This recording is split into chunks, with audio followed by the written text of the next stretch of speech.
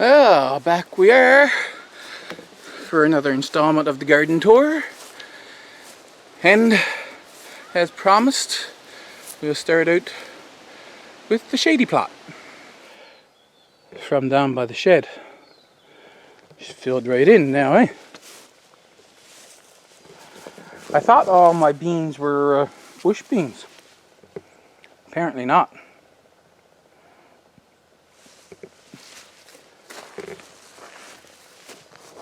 I just pulled up some of the lemon balm plants and threw them down right where they were. But when I was finishing off my mulching, I decided to try this. I got quite a layer of clippings here mulching these plants. And like the dark green, you see this is a female flower coming here and a male flower coming here. So they'll be having fruit on them very soon. That's the rondonice.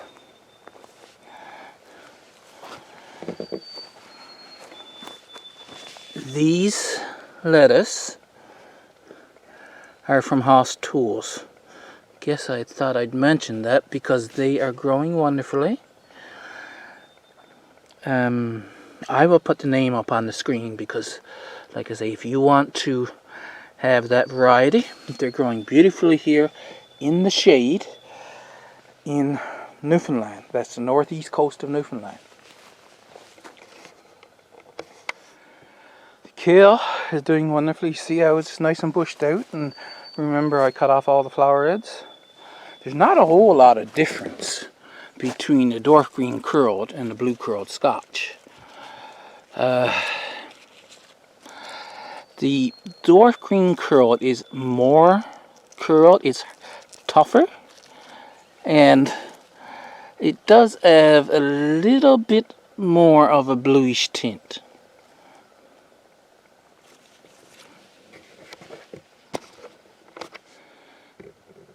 I removed the lower leaves on the dock plant again, and I'm going to have a second dock plant. Now I've recorded, you see, when this one started. So I've recorded that it started as this year, and now I'm going to see how fast, how long it takes this to become like the other one. Rutabaga. So this old bed where the rutabaga is growing, there is some volunteer potatoes there, is the ones I started in the 200 cell flat. I put them out here as plugs. And look at how beautifully they're growing. Let's get down below. Gonna have some nice rutabaga here. Now that's transplants. This is direct sowed. This is what I would expect from direct sowed, about this size. The other bed, I had them spaced out more when I direct sowed them, as opposed to here. You see I've just got them like 2 inches apart. And these seem to be growing a little bit more, but not much. And the only difference is that there's more of a layer of organic matter on top of the soil in this bed.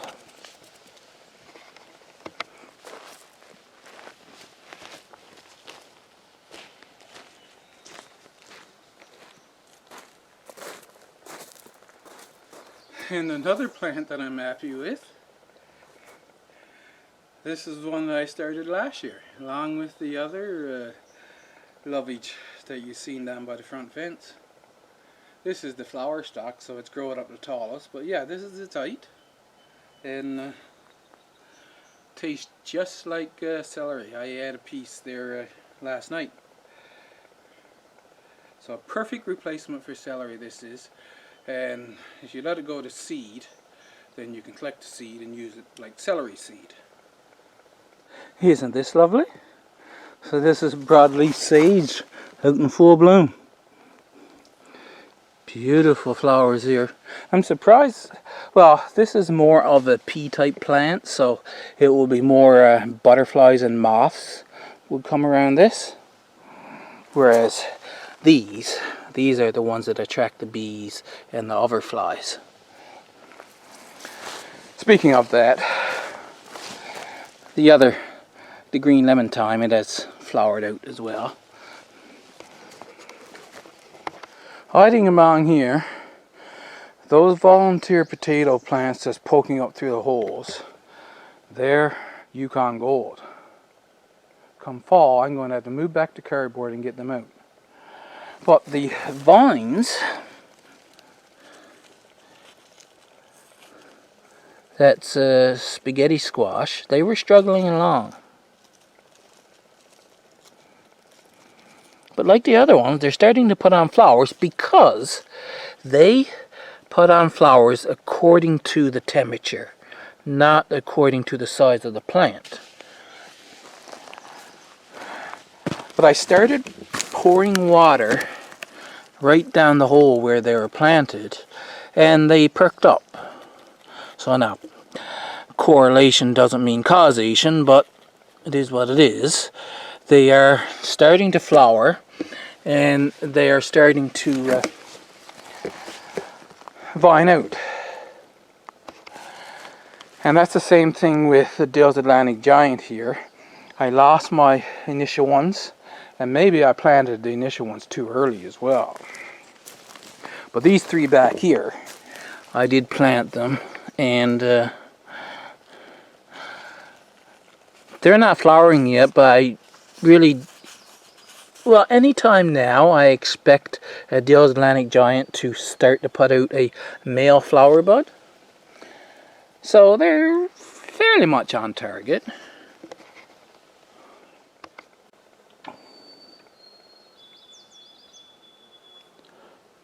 I'm being still and quiet for a minute.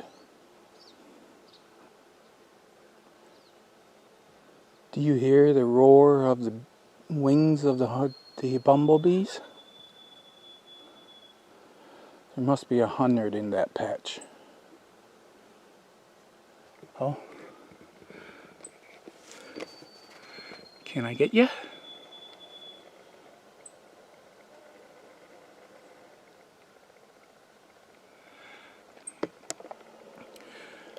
Yellow warbler. They're quite abundant around here. So my red raspberries, as you know, they're the small version of the honeybees.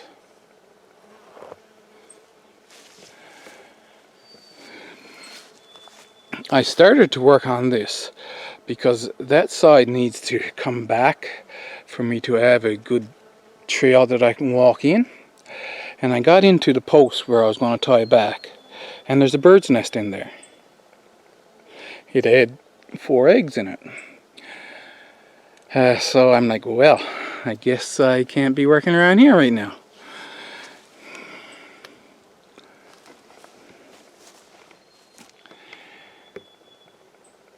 This apple tree, there's 2 there together.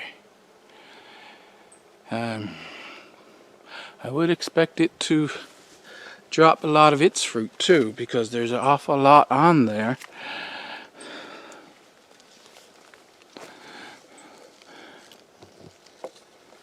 It is also a very good apple grown from seed.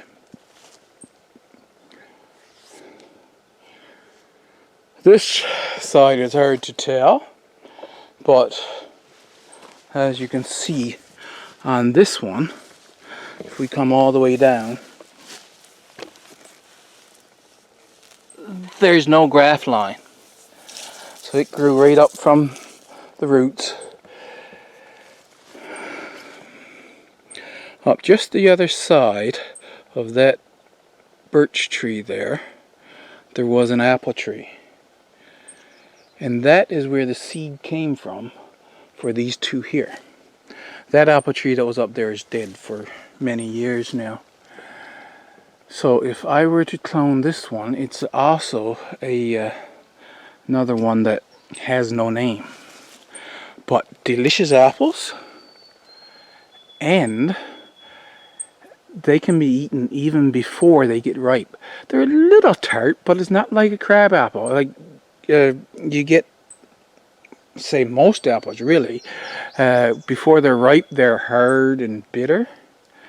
But off this tree, they're a little bit crunchy and not really that sharp. They're quite edible even before they're ripe.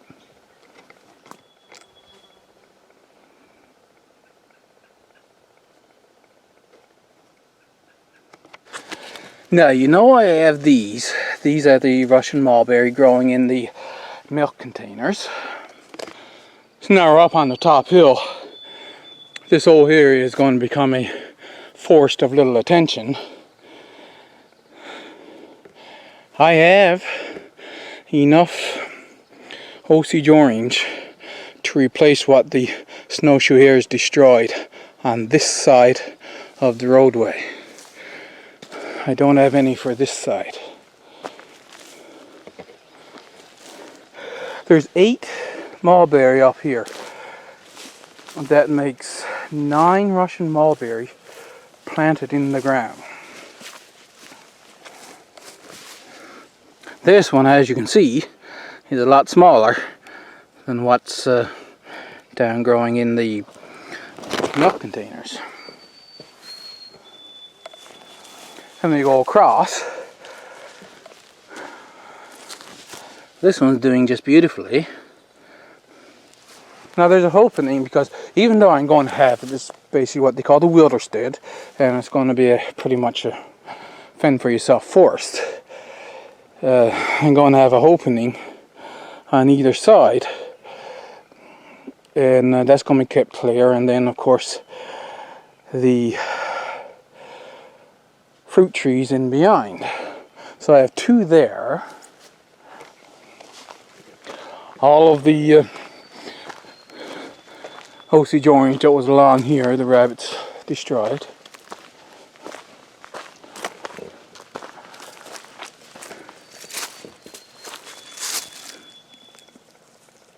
Looks like I got a fungal problem.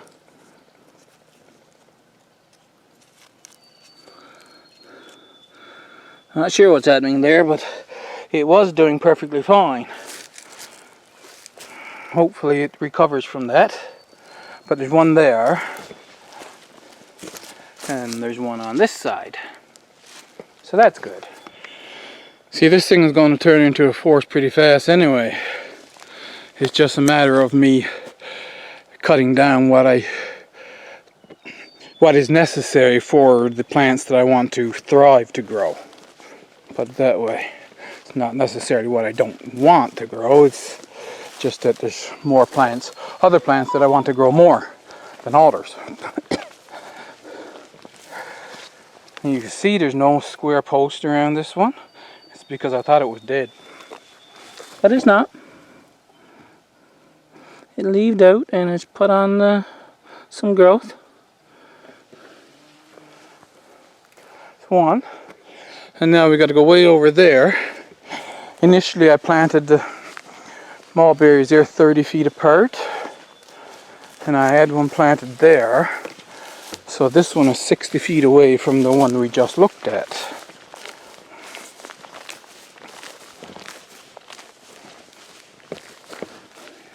He's not doing too hot, is he?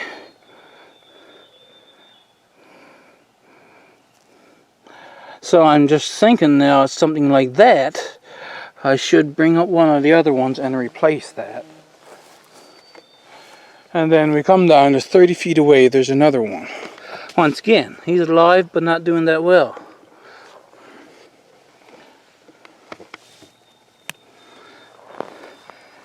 This one, even though there's not very much, I think he looks like he's doing well, actually, like he's going to come back and take right off. 9 Russian mulberry. I think that is plenty enough, especially considering I have the red mulberry too, that I want a few of those trees planted. This is one of the habitat piles I had that you can obviously see that it's a habitat pile.